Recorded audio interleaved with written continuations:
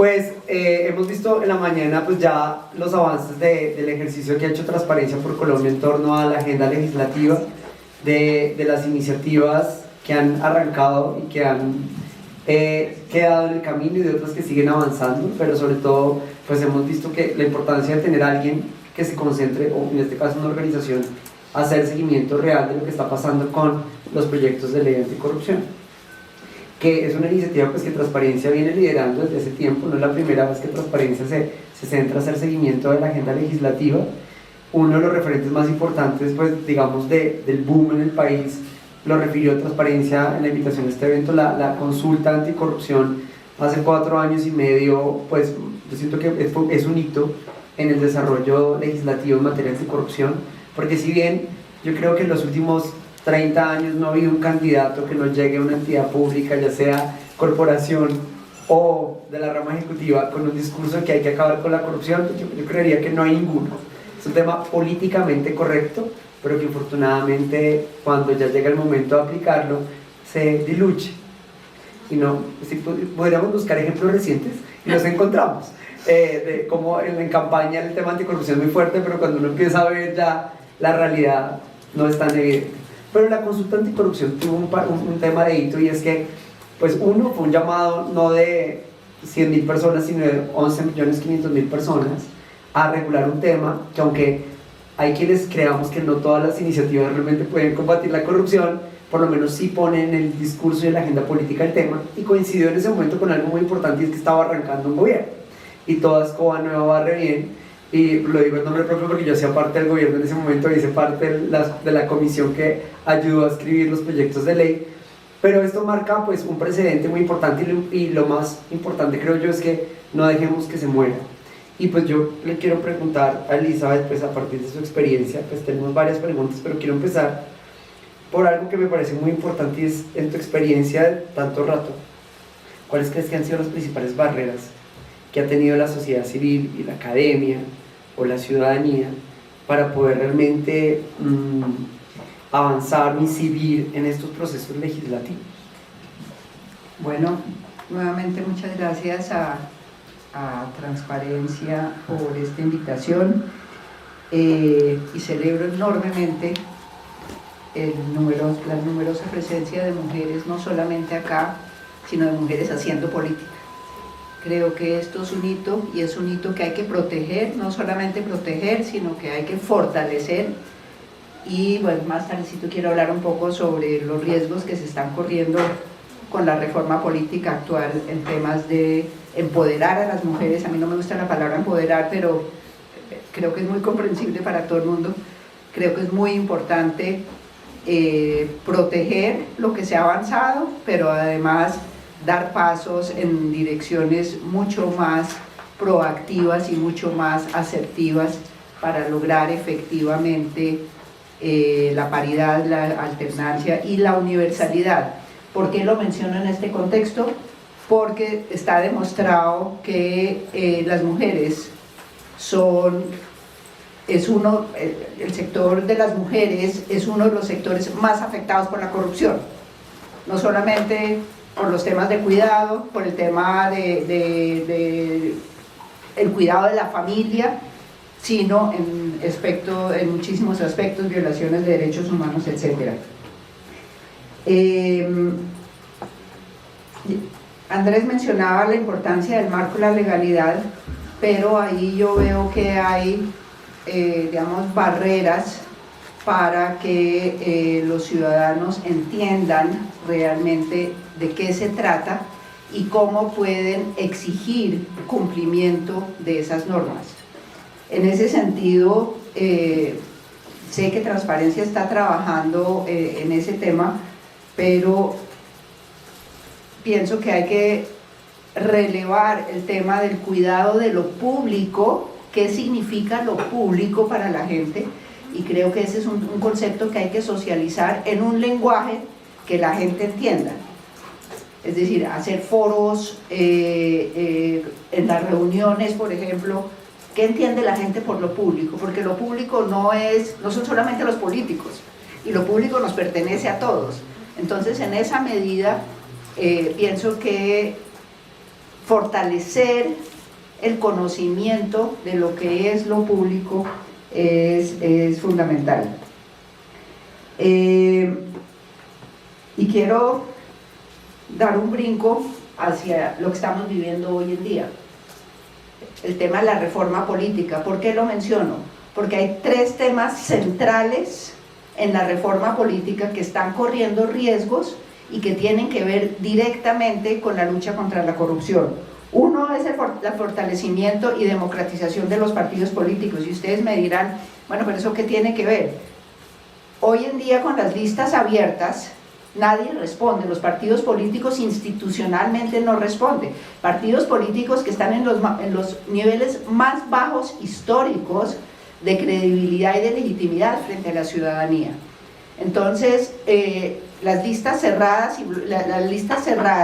y el voto preferente son contradictorios en ese sentido. Cuando prima el voto preferente, los responsables son los congresistas o las congresistas, mientras que si logramos que haya listas cerradas, uno de los propósitos es que la responsabilidad se asuma institucionalmente, lo cual a su vez conlleva o abre las puertas a fortalecer la petición y la rendición de cuentas, la petición de cuentas por parte de los ciudadanos a una institucionalidad que además debe ser democrática. Entonces ese es el segundo tema. Se debe proponer y defender la democratización interna de los partidos de manera que haya una representación equitativa de género, de diferentes sectores, jóvenes, etcétera, pero además que sean las instituciones, los partidos políticos institucionalizados, quienes respondan por el cumplimiento de sus promesas electorales y que no se quede en el vacío, en buenas intenciones, pero que a la hora de la verdad no resultan en nada.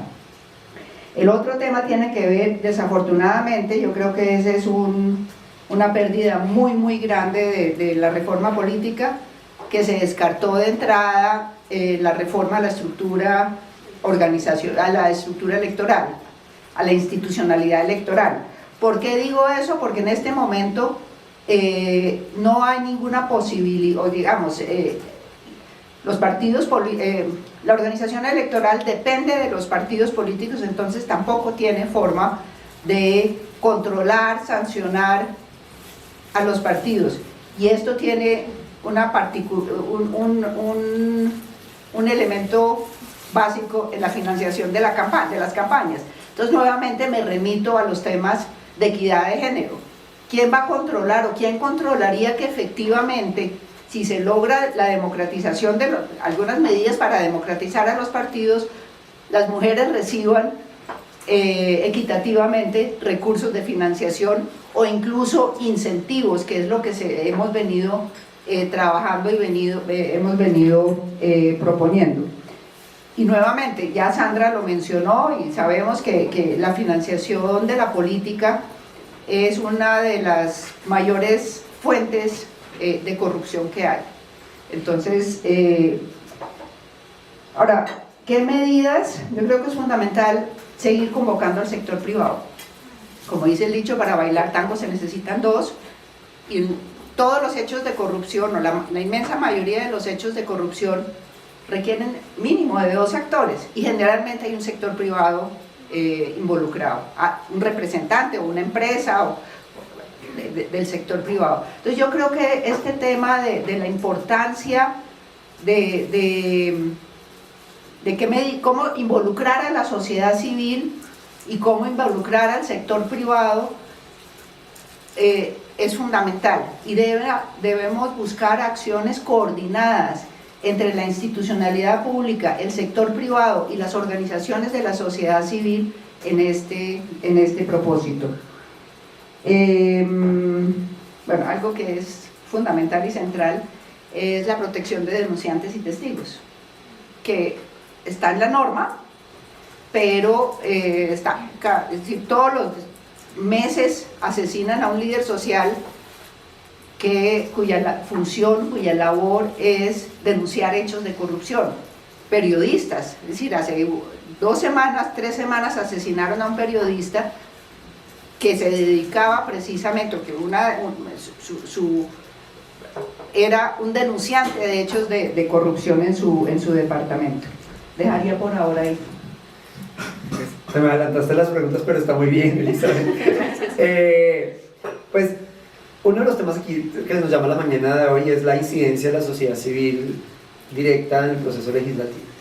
Y pues hemos encontrado varias oportunidades, pues transparencia técnicamente, digamos, como transparencia, porque bueno, quiero que hablemos no solo del rol de transparencia, sino ojalá del grupo de organizaciones que hacen parte de este proceso de incidencia, pues es sabido que tiene una capacidad técnica que puede ayudar a orientar a las UTLs, que tenemos aquí representantes o a los mismos congresistas en cómo técnicamente enfocar los proyectos de ley, porque efectivamente pues que un congresista sepa de todos los temas que tiene que regular, por más que haga parte de una comisión y se especialice, pues no se puede exigir. ¿Cómo crees o qué recomendaciones darías tú para que esta incidencia realmente sea efectiva, que realmente la capacidad técnica y la posición de la sociedad civil frente a la pertinencia de temas, tú has puesto ya varios acá, realmente logre trascender y pueda permear al final los textos de los proyectos de ley y las leyes de la República? Hice la pregunta del millón, la verdad, pues fuera lo que he dicho, yo le propuse a Andrés hace no mucho tiempo que reviviéramos la consulta anticorrupción. Yo creo que hay ambiente para hacerlo, y eso requiere de movilización ciudadana, una movilización ciudadana organizada. Y ahora que se están haciendo los diálogos regionales en el marco de la elaboración del Plan Nacional de Desarrollo, considero que es una oportunidad de oro para que temas de transparencia y anticorrupción sean un eje transversal en todo el Plan Nacional de Desarrollo. Y para eso necesitamos que la ciudadanía sea consciente de eso, es decir, no es solamente una ley aislada, sino que sea uno de los ejes transversales. Además del tema de género, yo sé que le estoy haciendo mucha campaña a ese tema, pero creo que es fundamental. Temas de género y de transparencia y anticorrupción deben ser ejes transversales. Y las personas, no sé si aquí haya personas que estén participando o promoviendo o teniendo incidencia, quienes están promoviendo los diálogos regionales para la elaboración del plan de desarrollo, tengan la posibilidad de promover que ese es un espacio para incluir los temas de transparencia y anticorrupción con propuestas concretas, no nuevamente con propuestas genéricas que sí, que la corrupción es un problema muy grave, etcétera, sino con propuestas concretas provenientes de la ciudadanía en las regiones, porque además el fenómeno de la corrupción no es un fenómeno homogéneo en todas las regiones, por diferentes razones. En las regiones ricas en recursos naturales, el tema de las regalías puede convertirse en un poco de corrupción, ni hablar de los temas de las regiones donde está el narcotráfico, etcétera, etcétera. Entonces, las regiones con altos niveles de inequidad y de pobreza también tienen problemas muy particulares de corrupción. Entonces, yo pienso que esta es una oportunidad muy importante que tiene el país, que tienen las organizaciones de la sociedad civil, es decir, de buscar incidencia en quienes están trabajando en los diálogos de la formulación del plan de desarrollo, de que efectivamente se incluyan propuestas y acciones de la ciudadanía en estos temas. Esa sería una de las propuestas. Facilita. Pero pues efectivamente el espacio debería estar y darse, sobre todo porque el discurso anticorrupción sea parte de la campaña electoral. Pues Fernando fue muy prudente, entiendo por qué al mencionar que fue un tema central de la campaña, pero casi todos elegimos un señor que basó su campaña solamente en el tema anticorrupción, que se le preguntaba, ¿y usted qué piensa de la salud? No, anticorrupción. ¿Usted qué piensa de transporte? No, anticorrupción. Entonces tuvimos a esto de elegir a este personaje. No estuvimos, estuvo el país a punto de elegir a este personaje. Muy bien, sí, efectivamente. Recuerden que vengo en nombre de un programa Por y la eso. diplomacia me impide. Pero por tanto está la sociedad civil acá. Pues fíjate que pues hay un tema y es que al final los partidos políticos son la representación de la sociedad y al final son los voceros y es el camino a través del cual los ciudadanos pues terminamos eligiendo a representantes, presidentes, congresistas y demás. ¿Cuál crees tú que debería ser el rol tanto de los centros de pensamiento como de los partidos políticos en este proceso de involucrar uno, la sociedad civil, pero sobre todo de generar espacios de debate para que los temas anticorrupción realmente queden en la agenda, pero pues que no quede en la agenda como un tema políticamente correcto, pues al final un mico termine modificando el propósito de una norma, que lamentablemente es lo que pasa.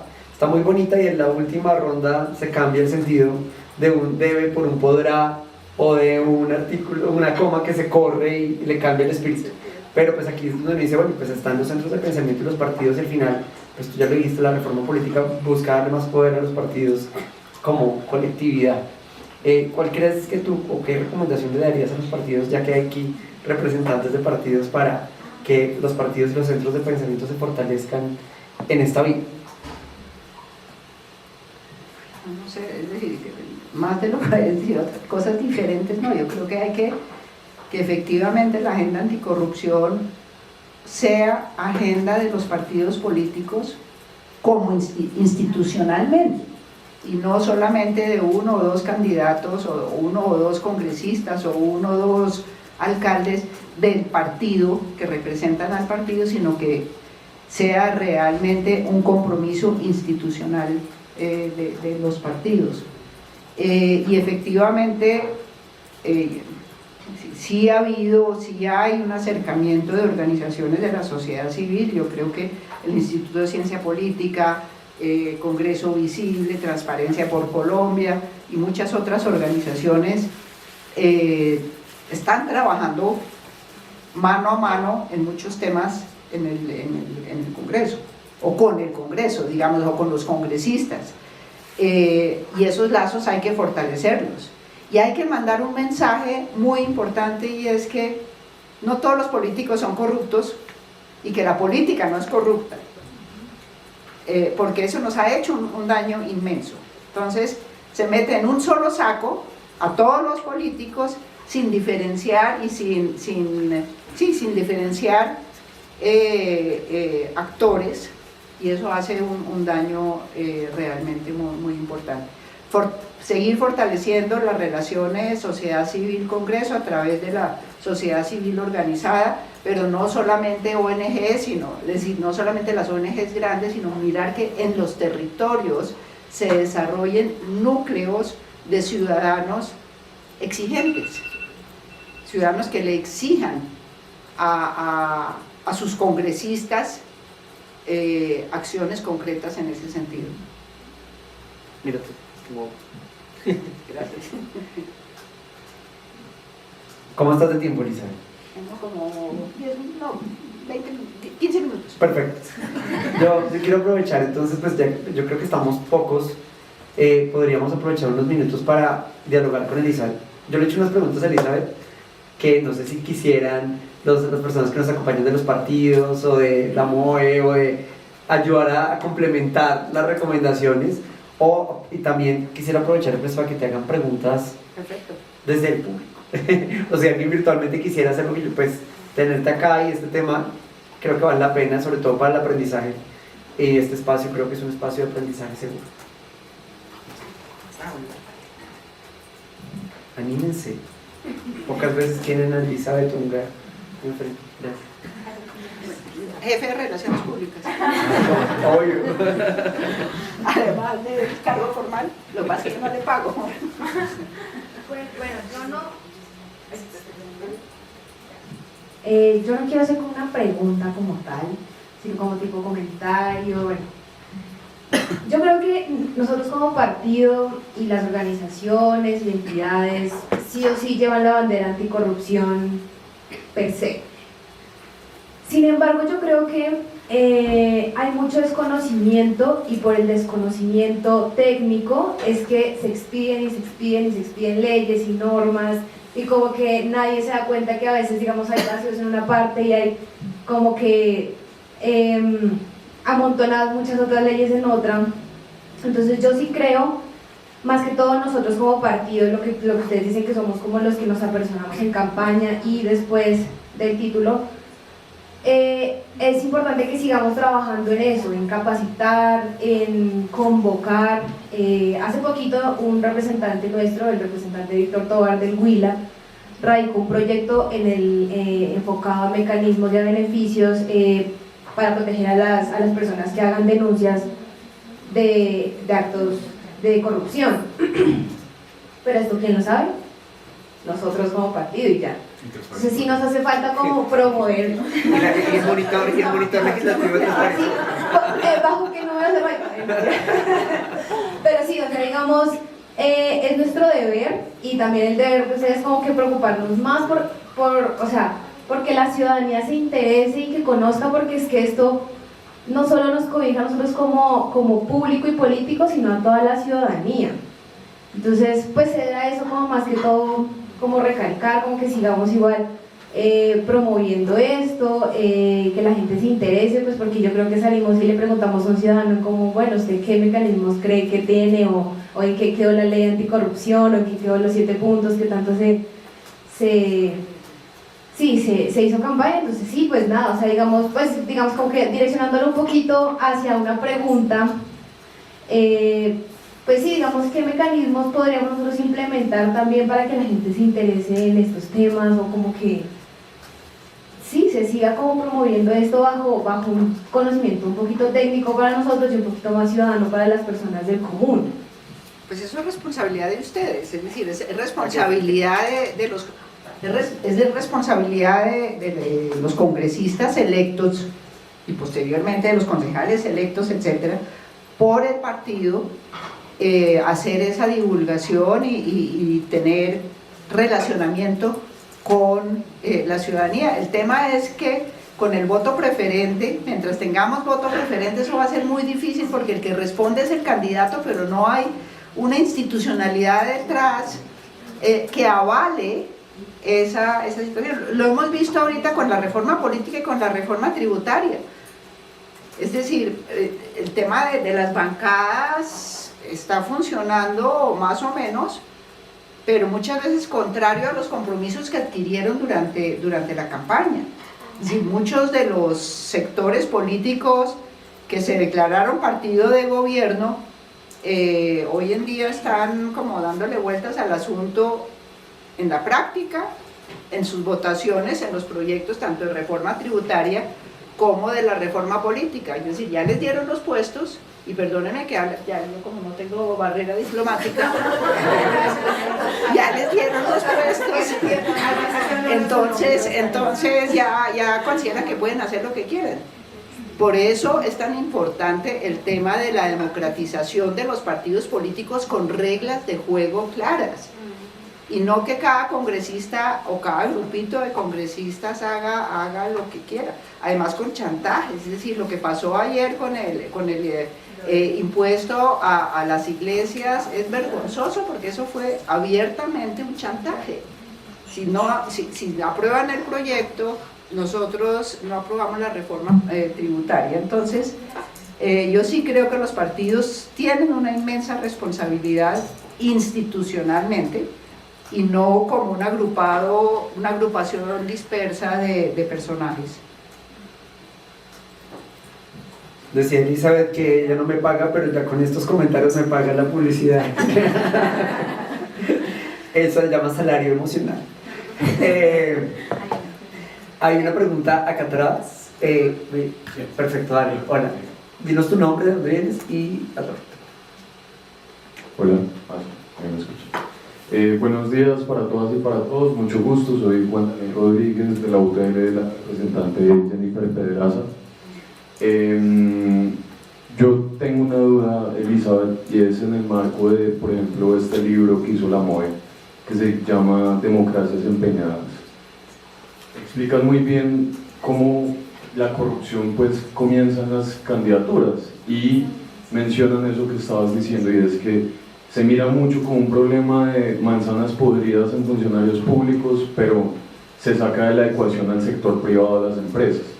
Y a propósito de que hablabas de la tributaria, es porque todos quienes trabajamos en el Congreso sabemos que hay empresas que hacen lobby para que se eliminen artículos de la tributaria, ¿sí?